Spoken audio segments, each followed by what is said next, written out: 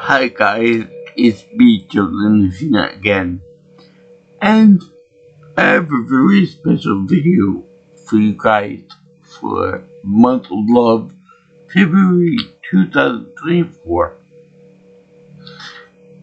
This is one of my favorite movies of all time because it's got action, science fiction, some spoofs of other movies and franchises, as well as a very interesting love story.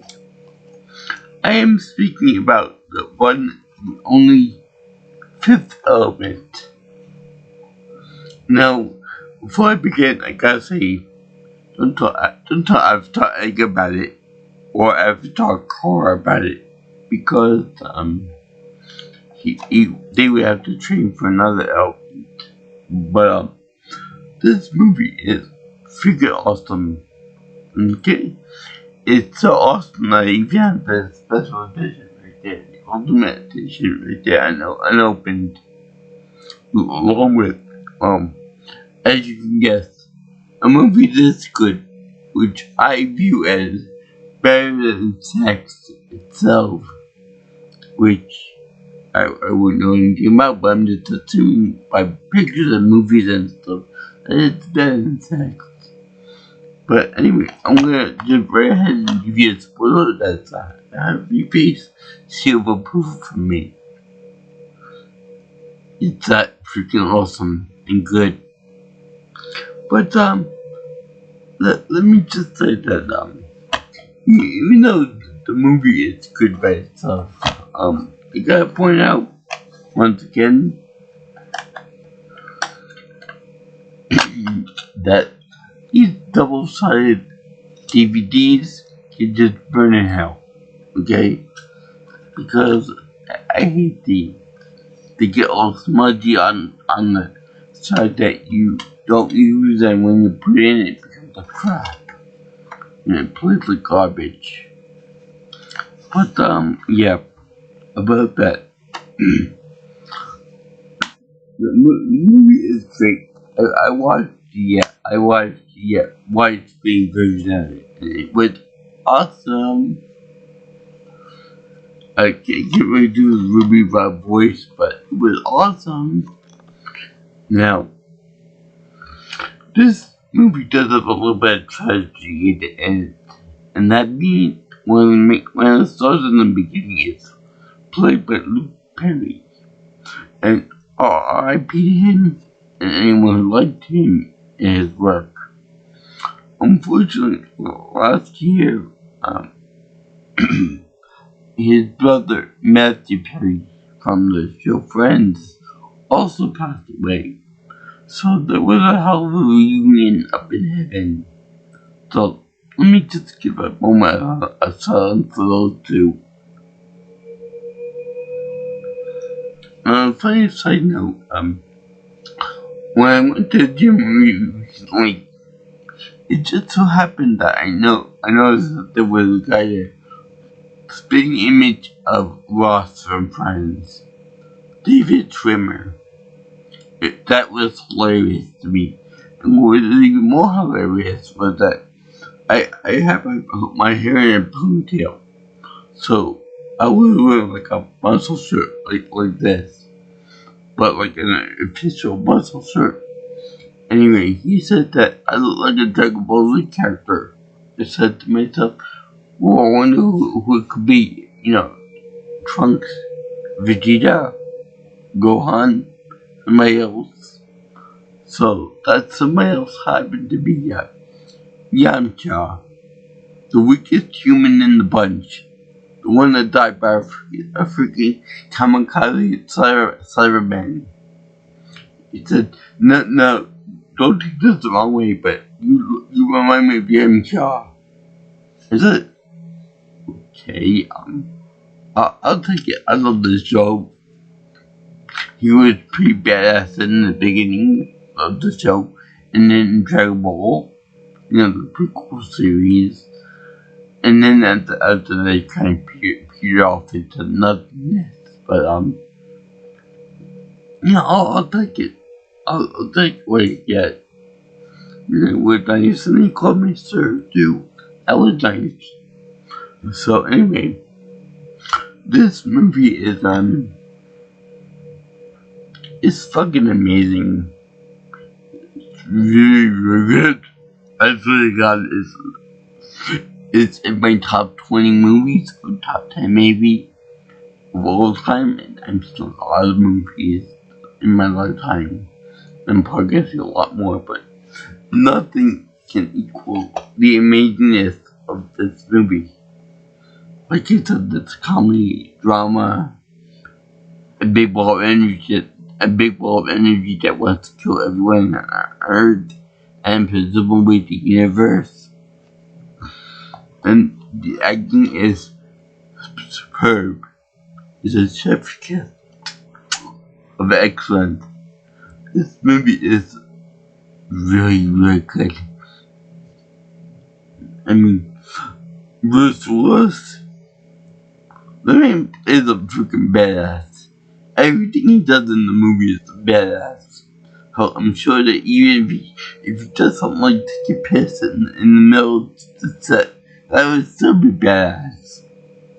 I'm sure that if he gets like if he jumped off a building, that'd be badass too. If he sleeps, it's badass.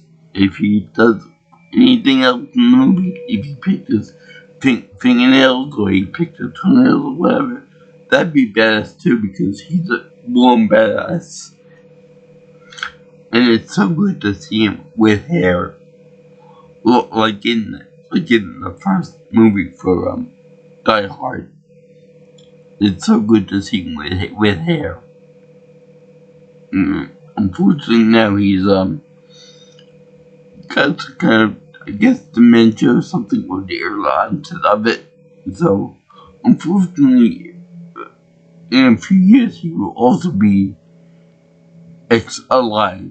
So, but we still have this movie and countless others that he's done that puts him above and beyond all the others, most actors. This guy definitely deserves a spot on the Hall of Fame. Same with Gary Oldman. He's amazing as a secondary antagonist in this movie. He's freaking awesome. An A+ actor. He's one of its more desirable roles. And he played by, the character is Jean-Baptiste Emmanuel, which we wonder, why he has weird accent in the movie. Why it disappears at times. But I realized that he's going for French. I don't know how successful it is to the French people, but whatever. It's still good cast. Then you have Ian Holm as as Father Vito Cornelius. He is the in this movie. Great job with that. And also you have the luscious and beautiful Mila Jovovich. Jovovich. I'm gonna go Jovovich because I think she's Ukrainian or something with East Europe. I don't know. I think Eastern Europe. I think Ukrainian. Because she shared the name with Mila Kunis. But whatever. She's very fun and real good and really sexy. Although I think that when the director Luc Besson made this movie, I think that he emphasized too much on the perfection on her. Now, that being said, I don't think that she's ugly in any way. And yes, she is very flat looking and very young. Very young. Very good looking if that's your type. But perfect 10, I don't think so. I think it's more of like 8.5, 9-ish to me. not the body shaming or anything, but it's that her pectoral region use a little more perfecting if you want to be perfect can, but whatever. To each his own. And then you have Brian James as General Monroe, which is really quite funny, especially when they bring on the spoof character of Princess Leia, obviously with the German butch macho hair buttons and stuff, and that's very funny. You haven't really seen anything about it, but it's just very funny. And then you got Tommy Turner Lister as the President Lindbergh. Now, he is really funny because he portrays like this guy who's like the president, but he's like a parody of all of the dumb presidents that you first ask questions later type person, like we have with certain presidents. Now, I'm not gonna get political or anything with anybody, but you know what I'm talking about. Type of people who like to invade other countries, like to fight first, or like to take over countries and whatever. But for some reason, he has 2 listings on this cast listing. So I don't know whether it's his name or whatever, but he does. Also, they have Lee Evans as one of the minor characters in it called Fog. I think he works with it. I think he's like an ensign or something.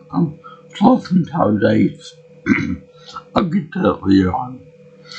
But one thing that you don't mention is Sarah Brightman as the Diva. The Diva is front on my special edition, as well over here. She's the blue girl, the Smurf girl. Now, this movie is awesome as far as the design, the alien characters, because I think all the aliens, except that the big giant shadow ball that wants to kill everybody, it's really there, really present, and it kind of works because they don't use much CGI in this. So even the little alien elephant thing, the dwarf elephant, helps Zorat with stuff. Even he's a puppet. Really there, practical effects. So anyway, this movie starts in Egypt.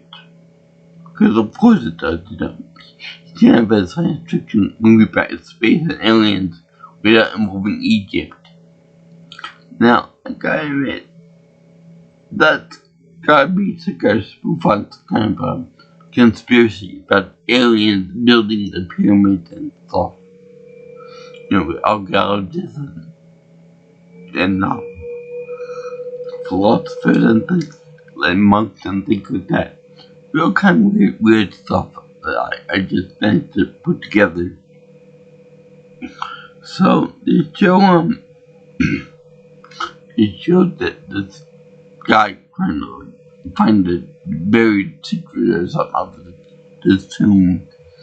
And you see this big spaceship coming over, and it's like a massive ship. And only a little piece of it comes into like I forgot what you call it, the umbilical of the ship. Normally you see it in space, but then you see this thing. Anyway, the archaeologist is being helped by Luke Perry, his assistant, in building and the monk that looks a lot like the Yen Sid from the Kingdom Hearts games and from Fantasia. So it shows he's like in cahoots with the aliens to come. Now, I have to admit, I love the designs of these alien creatures. I don't know what name of the species, but the best I can think of to describe it is a cross between a real fat guy and a turtle, because they walk back and forth, and they go really slow too, which makes me wonder how can that awkward to move and stuff, how can they make the spacefaring technology, among other things too. So they can walk back and forth, and I have to admit, I love the way these things walk around. They walk like the Goombas from the Super Mario Bros. Movie. You know, the shitty one from a long time ago. Nobody likes, except me and a few others. But then it showed the Perry or Billy is scary thick because they knock out the professor and they unlock the hidden room behind the big wall opens up when he puts the key. It's at the middle of the grid there. So that's really cool. And then Billy ends up shooting this guy in the face by accident because he trips over his own bag. That for some reason makes the whole place look like keying on itself. Now, before that happened, they talked to the priest about getting an ultimate weapon as the sarcophagus area, which is kind of weird because these things look so different from any other alien in the movie or in any other movie since. But the special weapon is a human designed creature. It has the same amount of DNA that we have, but more compact and more of the quills. So it's weird. I did think about connect with I did the standard DNA molecule, and then I did one of them with 4 times the main DNA molecules in them. It was like I might do it again one day. But anyway, you see these creatures wooing out that big thing, and I love the way they have the music on, like Ahoy type music, like you know when they make sound effects by rubbing your fingers over glasses and stuff. It sounds kind of like that, more or less, like more of a shining there. So then they show they show the walls and stuff collapsing on this creature. He's whirling out at the hallway to the door. Now, I wonder, why is it that when the door closes on it and he sticks his finger out so the priest gets the key, why is it that that when he's whirling there and the door closes on his fist, why did that kill him? You would think that they could easily pry open the doors or reverse the open thing and said they got the creature. But then they were thinking, maybe the root slops on him. But yet later they show the Holy Being fine that the hero could go into. But whatever, over the main aliens gotta die. And then in 300 years they warned that they were gonna be back to spread the knowledge around. So I like the way they cut to a view of the triangles and the circles. It's its own.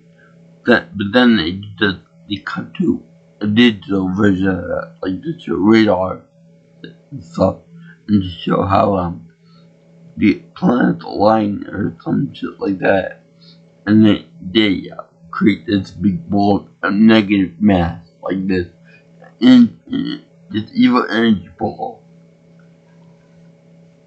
Where it comes from, I have no idea, but I guess every 100 years counts for a planet, so figure 300 years is 3 planets, so it's like the constant evil of the universe. And then whenever it gets fired upon, it doubles in size, which is a nice touch.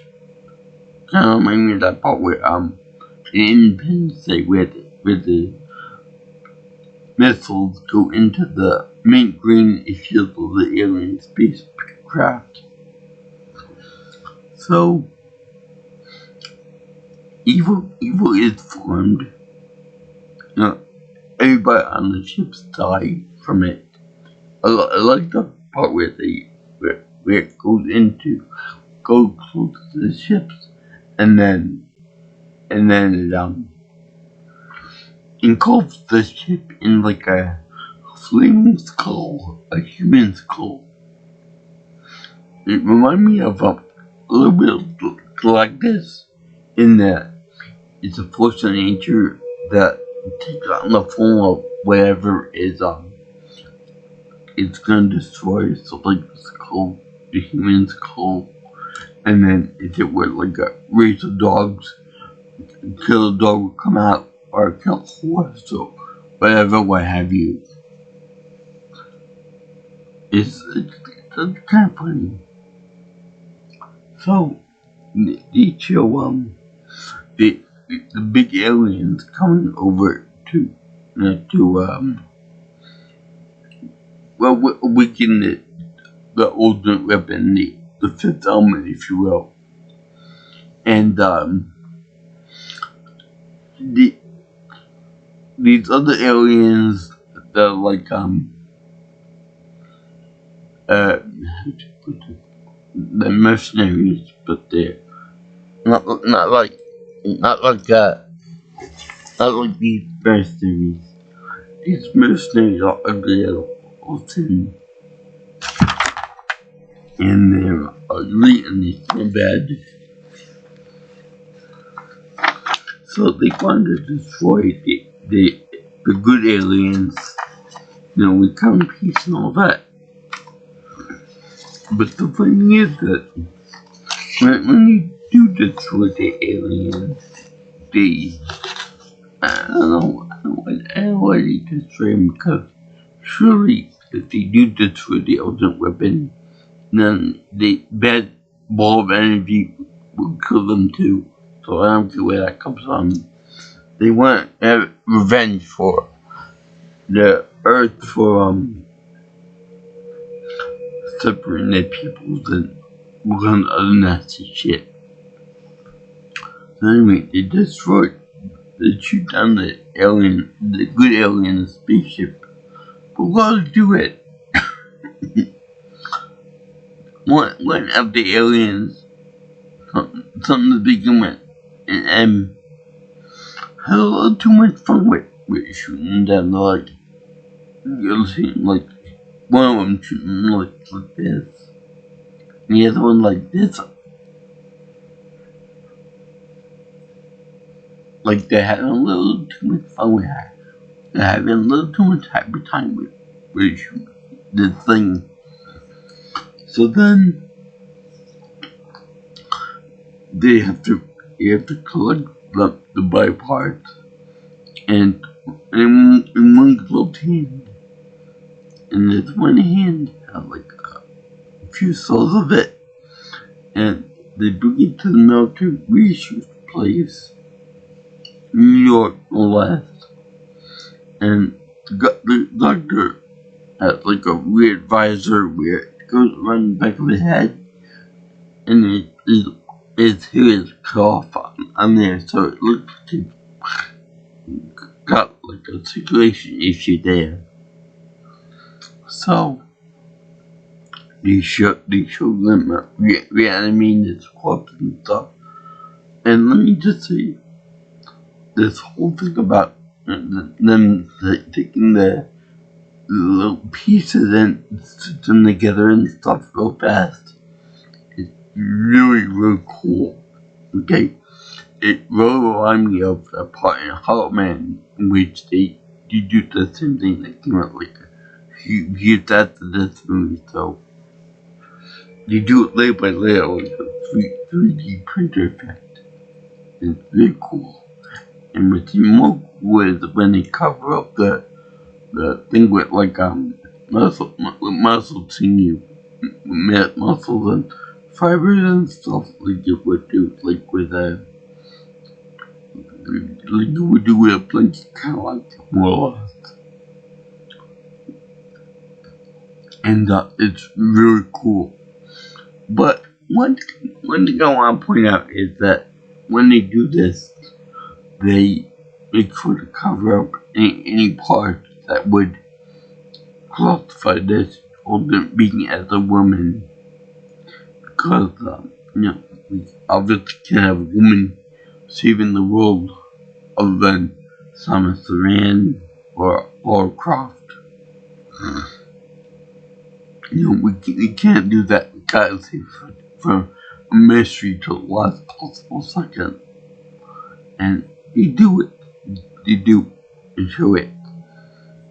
And they show her naked. They show it in a way that they show her just her top naked, not the rest of it. You can't see any of the good stuff. So they have it's funny because they have this corpse there, like muscle and stuff. Then they say they have to shoot it with slightly greasy ultraviolet rays. I'm pretty sure that doesn't work that way. That the skin won't form by doing that. And what does look greasy mean? Ultraviolet rays. Whatever. So then they showed them doing that, and then when the shoot is taken off, they show her naked, and then they do the thermal bandaging, and from there they show her in the iconic Fifth Element bodysuit, which Milla Jovovich herself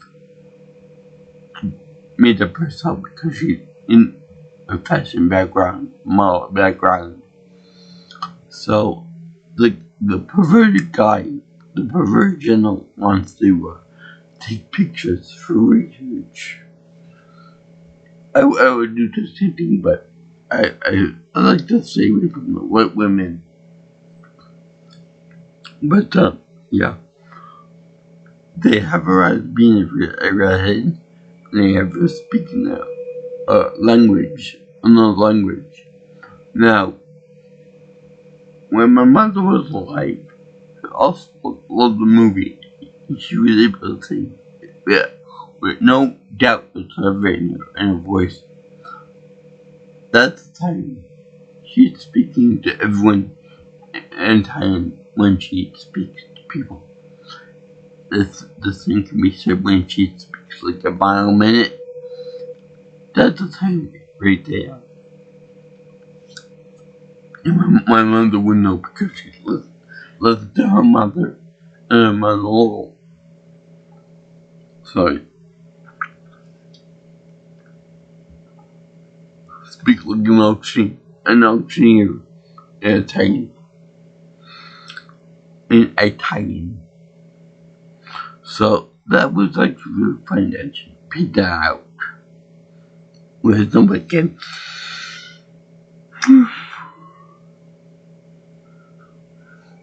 We're imagining that any language expert would be able to tell you the same thing too.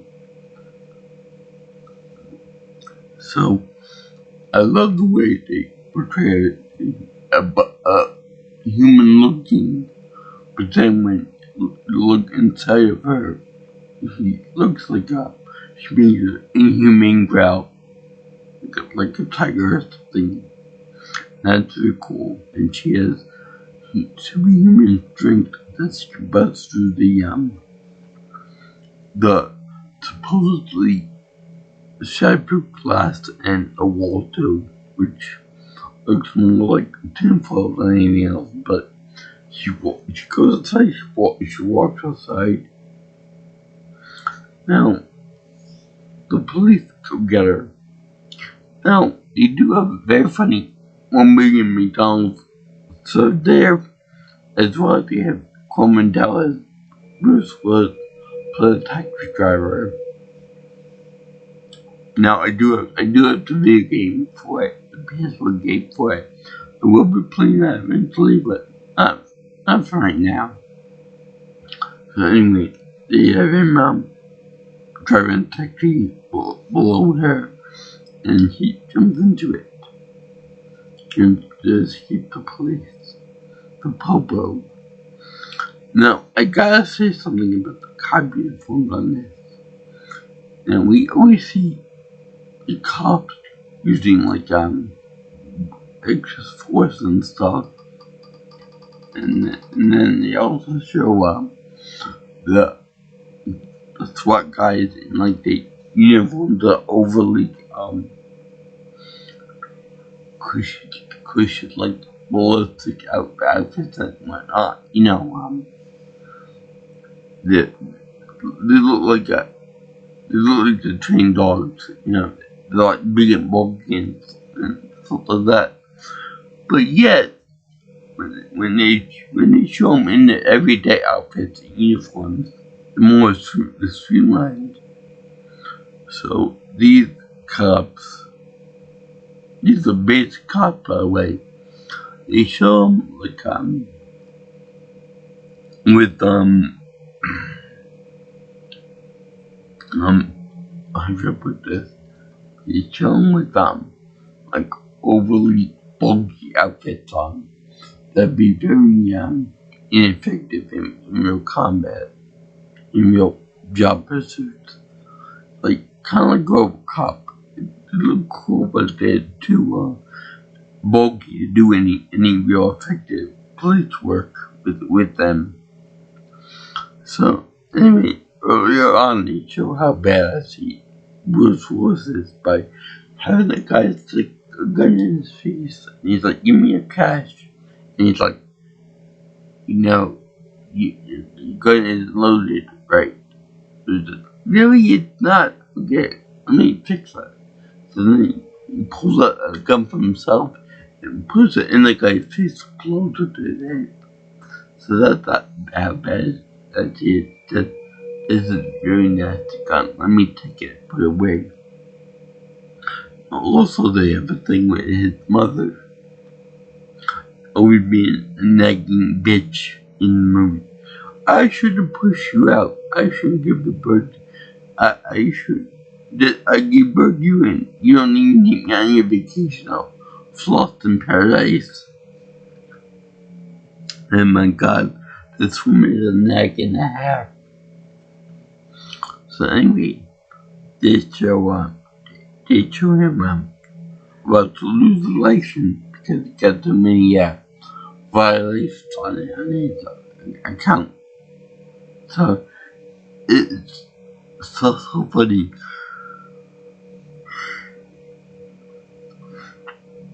And by the way, I gotta say, I love the cat in this movie. His cat. Because he said, don't look at the TV too long, it'll rot your brain. And she looks at it cross-eyed.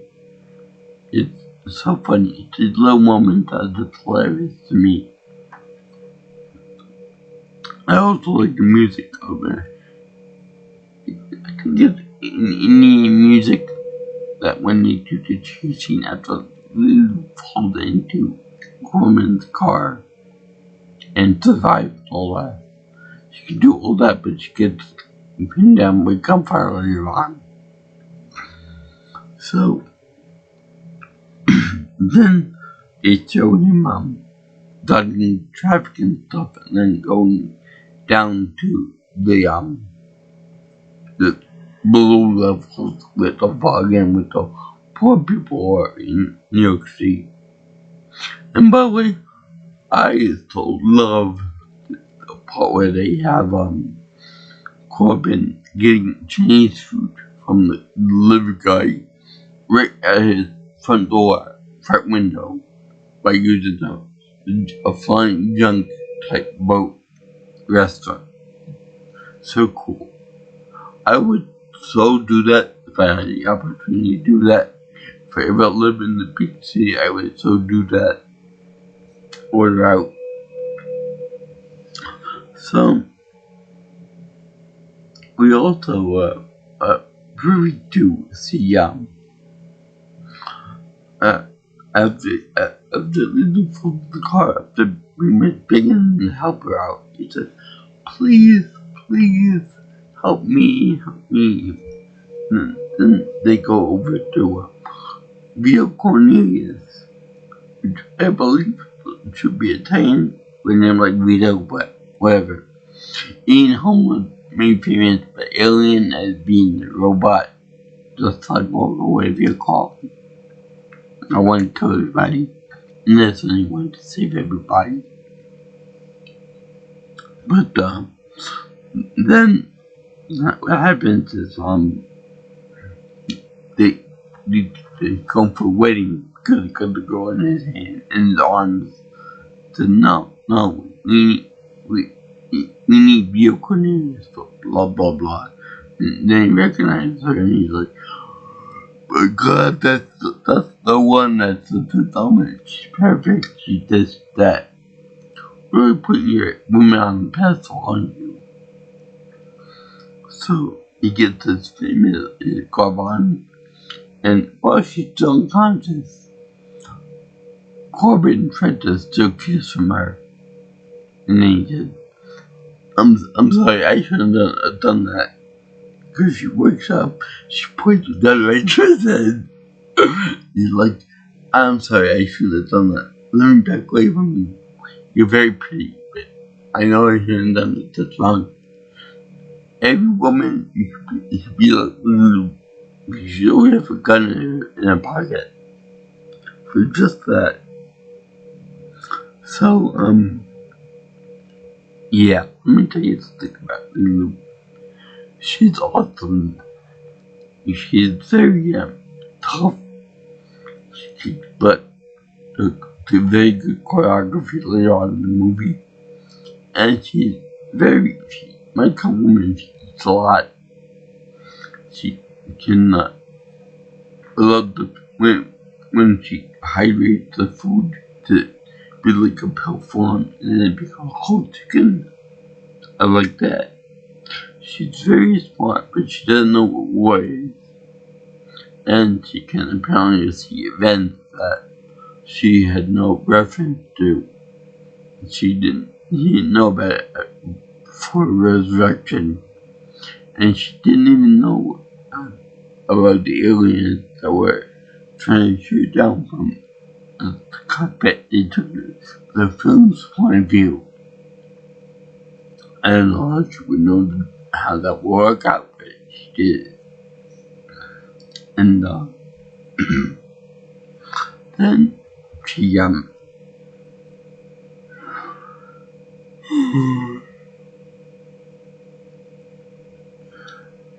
then he told moving on from there.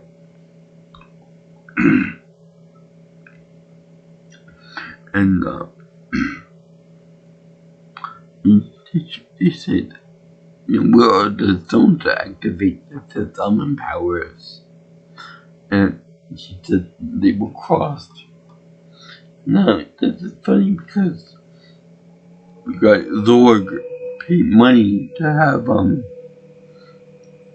the bad aliens from the floor capture the stones for himself so he could give them to the evil creature. Earth, fire, wind, and water. And a heart. I guess the lizard is supposed to be a heart, but whatever. So, something I didn't know before is that the Lord gives the word about 1 million people from the tech company, and it just so happens that that's the same company that Dallas works for, and that's the same letter that the Chinese guy reads to him. It might be a good sign. You're fired. Oh, at least you got a meal out of it. I would so go for that if I had the chance. As you can see, I like sushi, but I'll take Chinese food any day of the week. So anyway, they show what was it now? Oh yeah, they show that the Lord created the ultimate weapon, the everything gun. Now, I would say that this gun is pretty awesome. It features the flamethrower, his favorite, the ice function, and that dark gun cannon, plus the one weapon I think could be a human equivalent to the Needler in Halo, the homing weapon by which he shoots one bullet at a dummy target, and he shoots the rest of the aliens, and they all fall into the target even before the dummy. So anyway, it's really kind of funny because he uses this weapon through the whole rest of the movie as like his signature weapon.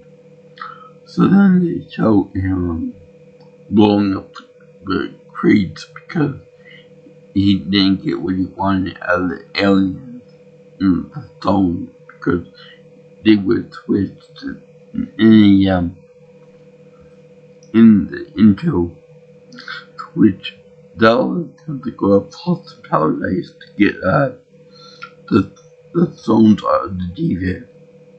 I mean, literally out of the DJ. Now, let me tell you something. Sarah Brightman is a phenomenal singer, but when she did this, she had to record each note separately because she couldn't do it as one big piece. The beginning is fine. It's just in the opera. But then she goes into the high notes and low notes and the whatever notes. Now, in years past, I've seen people actually do this whole thing without breaks. And it's always a treat to sit and do it.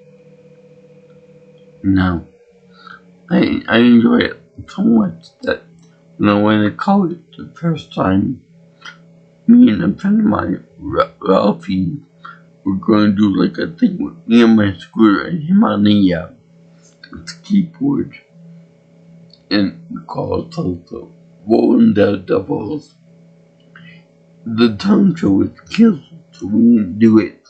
But it was still pretty fun to do it for that music. So, let me just say that the choreography was excellent.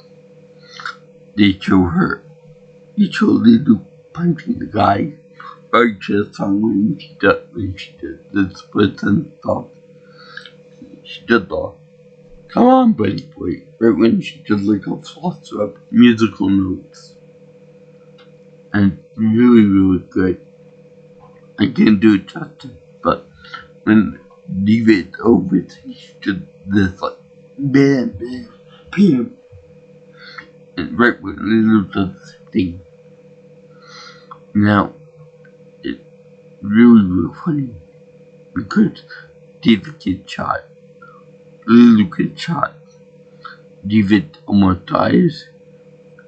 Well, she dies, and then Lulu almost dies too. A woman that can go through a solid wall almost dies from a gunshot, and then it's finally like, oh my god, we created so many bad things. We created war, we created death, we created pestilence, we created everything. We even created Justin Bieber, the worst of them all. So, no. I didn't know anything about the diva before this. But she has blue raspberry blood. And,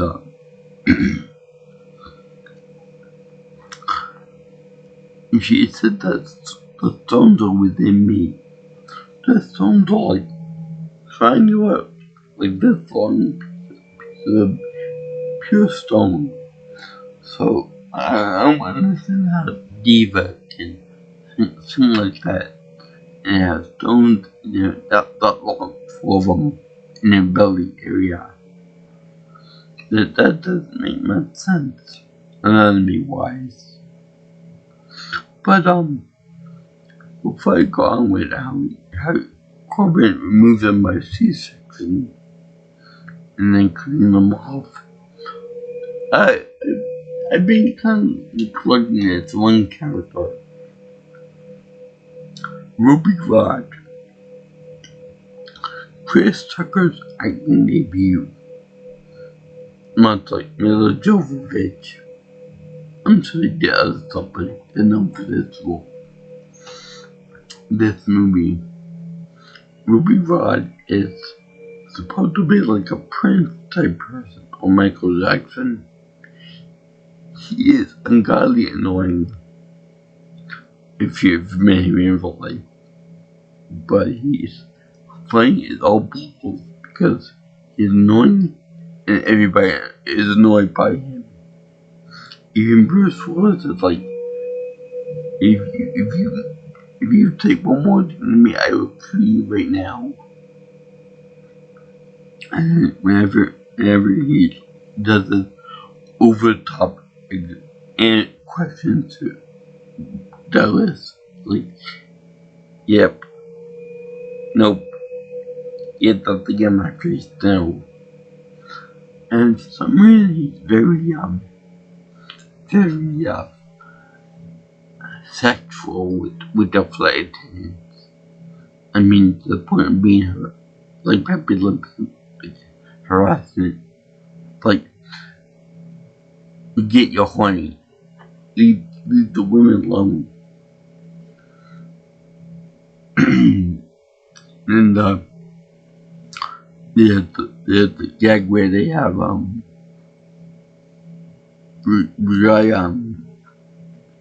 getting Corbin Dallas going with Lulu getting them on past the airport, the spaceport. Then two other guys come by, one guy in disguise, some aliens. And then you have another guy working for Zorg being an alien, trying to get on it and dying from failure. And he goes, I'm sorry, it won't happen again, I won't do it again. To which Zorg says, I know. Bam. Boom. He destroys him. Also, Zorg has a technological empire. Well, why him? Why did the alien death ball go for him? Why not somebody else? Is it because he pure evil himself? or whatever. Maybe he'll spare him or something like that, or give him money, whatever. But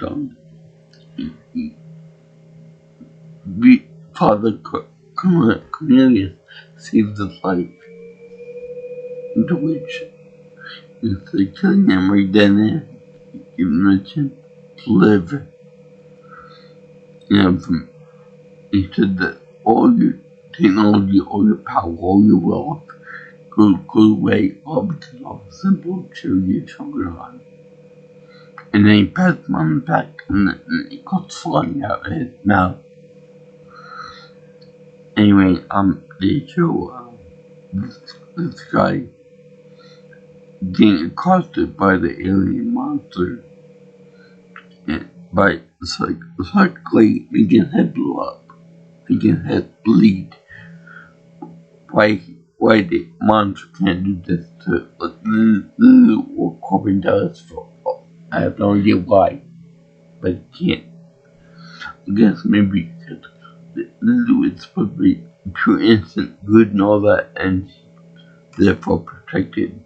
Kind of like Ghost and normal type Pokemon. But anyway, they show,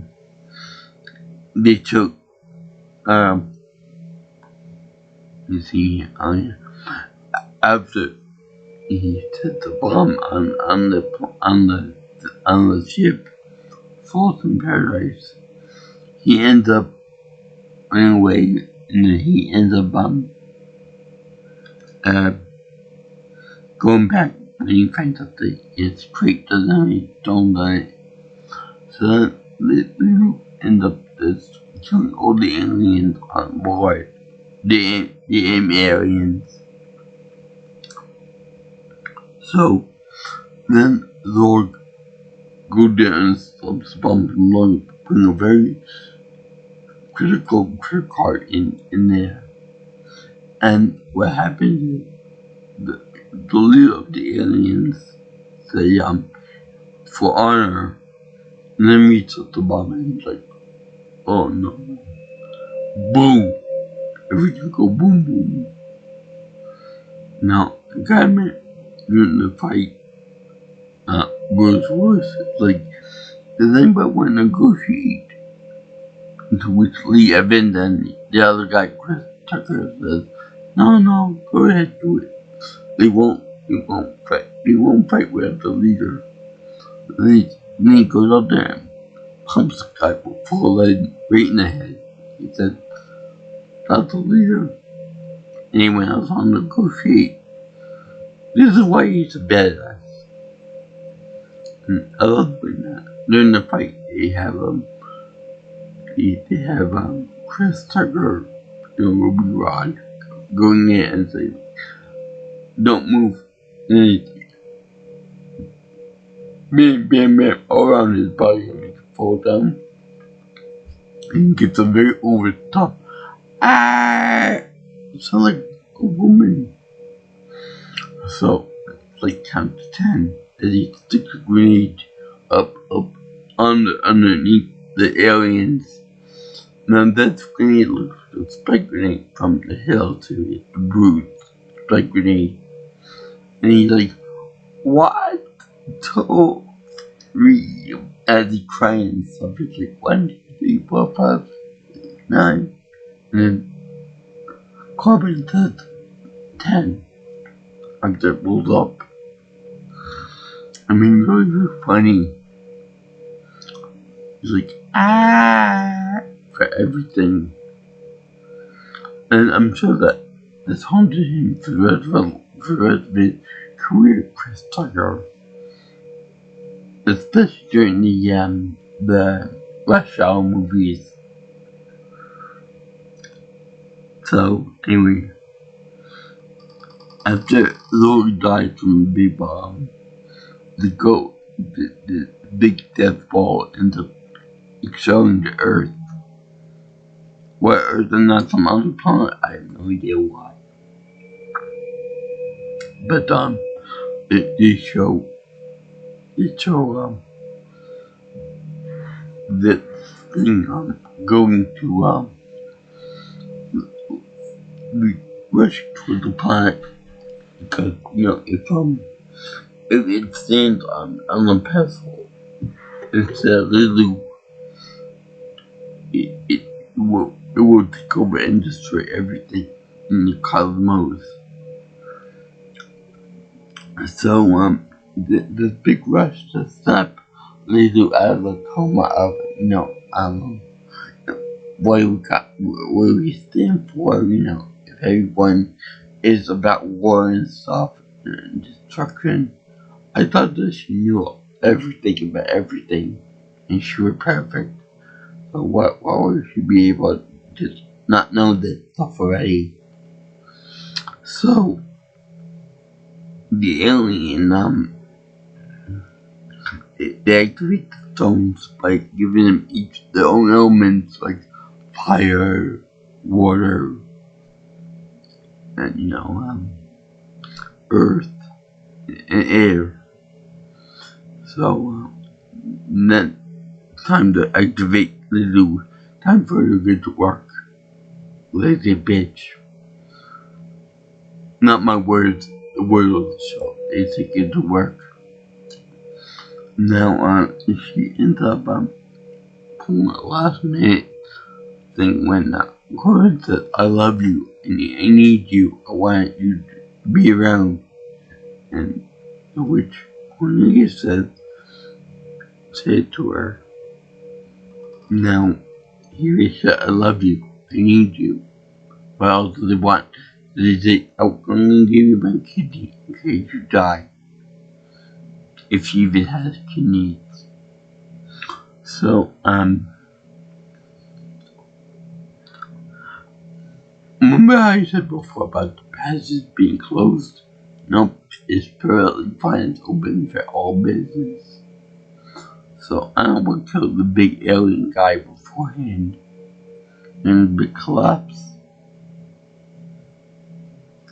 So, anyway, the last possible second is to activate the from regular Corbin and Lou.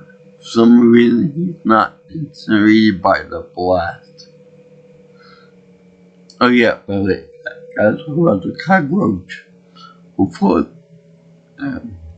Before Lord Minion dies, he sets up a roach bug go on top of the president's desk before he destroys it and into the big ringing static into the great ear. This roaching is funny and how cheap it is because you think that in the time period, like 300 years in the future or 20 years in the future, you would think that they would invent like more secretive bugs and stuff rather than the cockroach with a remote with a transmitter on the back, a live cockroach. So you can see the president just take one of his shoes off and just smash the damn thing. It's obviously a recording device. So you would think that the Secret Service or whatnot would destroy it. But nope.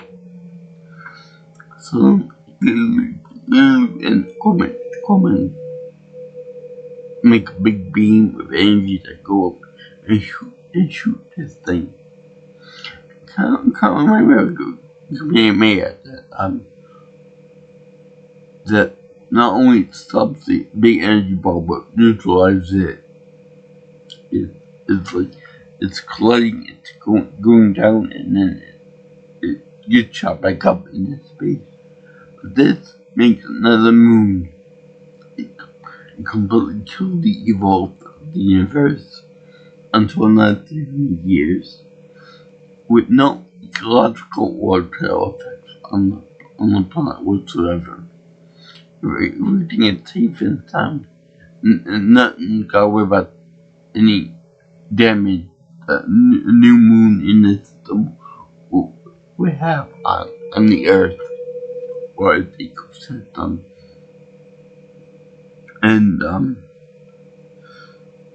Now, this movie is famous for its music, particularly the DVDs. In the next part, number one, the president gets accosted by Corbin's mother again, saying the president is an idiot. You don't talk like an idiot to me. Number two, he says that you have 20 seconds to get the people out. Lou and Corbin, which the doctor said, give them 5 more minutes. They're busy. Now, the other song that's played is A Little Bit of Love. Now, I will admit, I love this song. The song is awesome, but I like the more condensed version of it. And yes, I have listened to it while I do my bench presses in the gym. I'm not ashamed of that whatsoever. So show them make a movie again, the other alternate life form. So then they cut out from there. Now, making this longest video I've ever done, by speaking to you guys. I'm just gonna say I love this movie. This movie's darling. Anyone that hasn't seen the movie, you go out and see it right now. Perhaps soon or before, or buy a physical copy. Because this movie is freaking awesome. It's A+ material, and I love it. Gives me double happy face seal of approval. Because this movie is freaking awesome. I heard that Valerian is a spiritual successor to this movie. I hope so. I never saw it yet. Well, I hope it is. The acting is great. The music is great too. We can look back A Little Love or the Diva Dance or something else from the movie soundtrack. I freaking love this movie. I can't stop gushing about it. I love the 20-second rule, even though he gives plenty of time for that.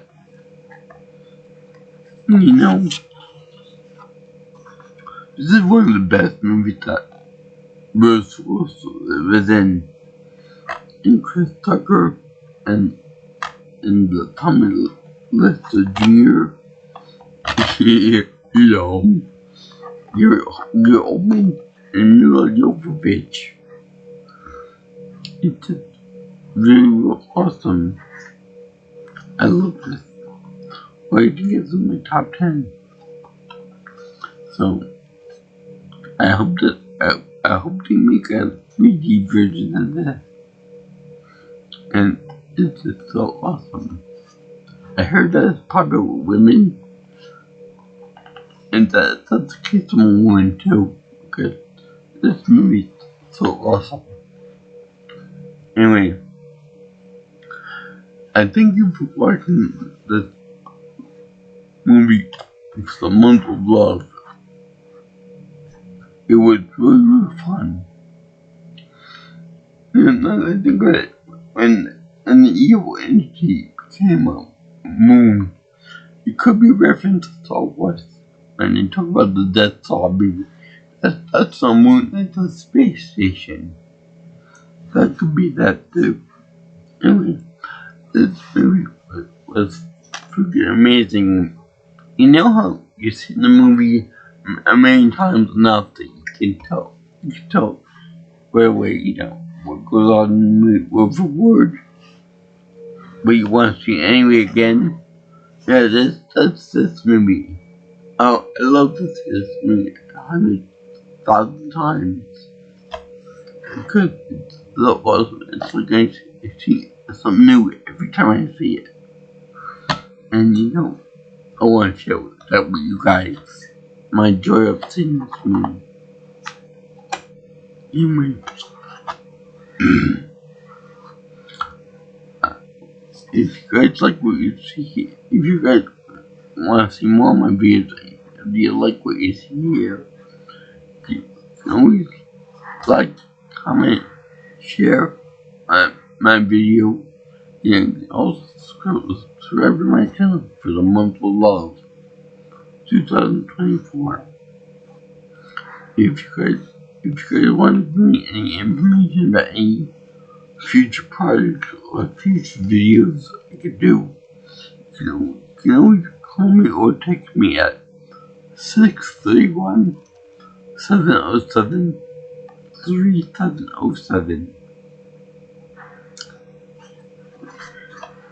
And if you want, you can X if you prefer, or Twitter. I prefer the Twitter version. And don't get me on my email at jjsviewingchannel@gmail.com. So, I salute you guys. Peace out, my brothers and sisters. And by the way, I find it very interesting that they swap over to the aliens make it tricky that the leaders like disguise, like Zork says, you should try to warrior heritage, change back to your regular face, and those but ugly, like the tsunamis of Star Trek Cream. Yeah, they remind me of either that or the Chewbacca, the Wookiees, only more uglier. So, yeah, I highly recommend this movie to anyone. I salute you guys. Peace out, my brothers and sisters. And aloha. I'll see you in the next video.